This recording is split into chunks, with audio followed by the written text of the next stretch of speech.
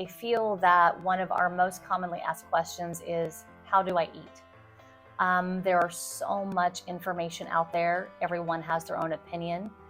Nutrition is such a controversial subject. And what I want to point out is that, here in the last 20 years, the goal was to eat 3 square meals with 2 to 3 snacks in between, because the thought was that we're going to increase our metabolism. The more we eat, we increase our metabolism, we're going to lose weight faster.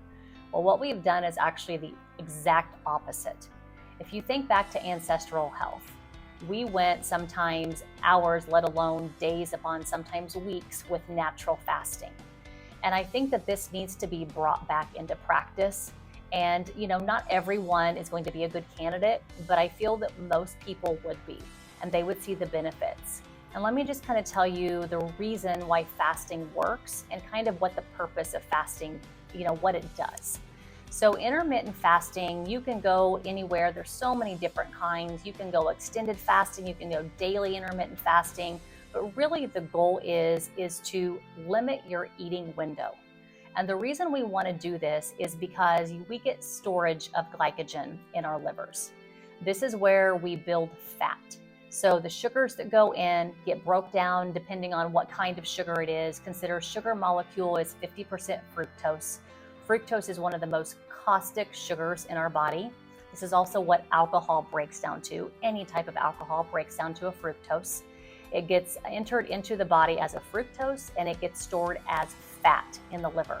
So this is why we can get non-alcoholic fatty liver, or we can get alcoholic fatty liver, because our liver takes the brunt of everything.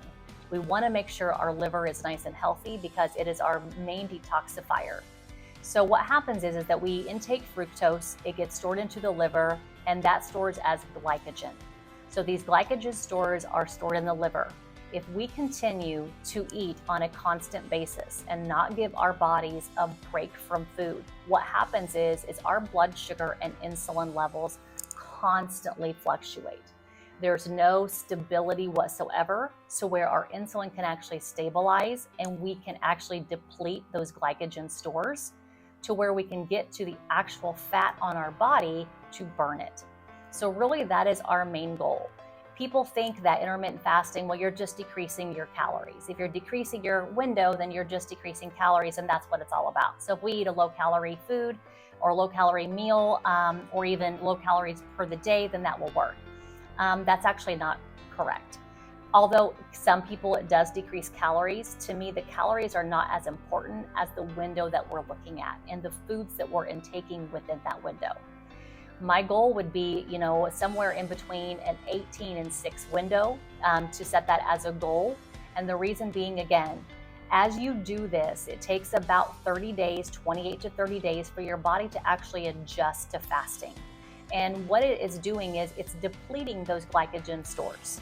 So some people it takes a month, some people it takes a few months, some people it takes a few weeks. Everyone is different, and that's all based on how many glycogen stores you have in your liver. So what that means is an 18-hour of fasting, a 6-hour of eating. Now, there are some controversy that people say, well, you can eat whatever you want within that 6 hours. You can, to an extent, and it also depends on what your blood levels show and your values show. If you're pre-diabetic, you're insulin resistant, then that's not going to be the case for you. We still have to limit fruits. We still have to limit carbs. There are different processes for different people.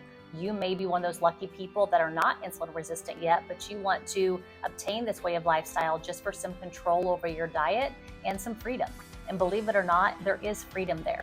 Once that eating window is closed, then guess what? You don't have to worry about food for the next however many hours. So enjoy what you eat during that window, but try not to overeat.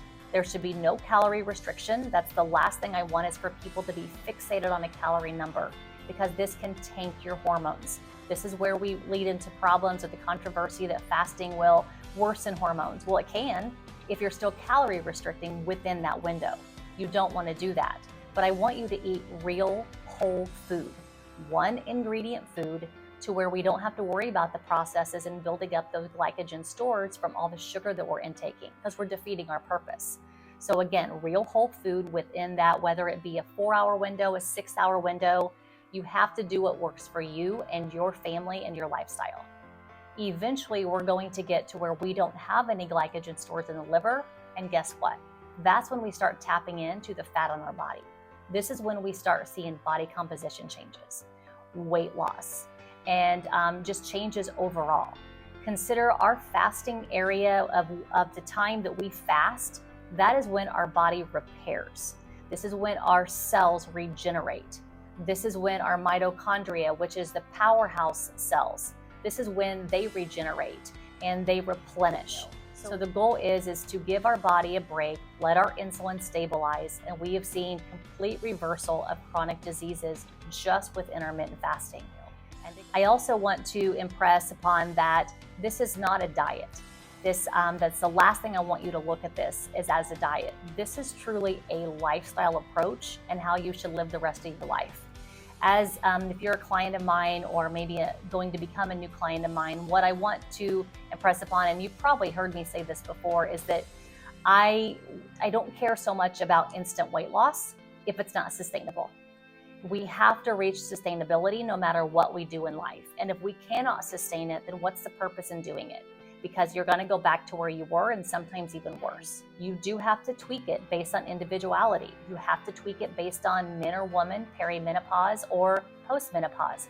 There are different ways to do this for every individual, but I don't feel that anyone is not a candidate for this. And I feel that you have to do it the right way that works for you and your lifestyle.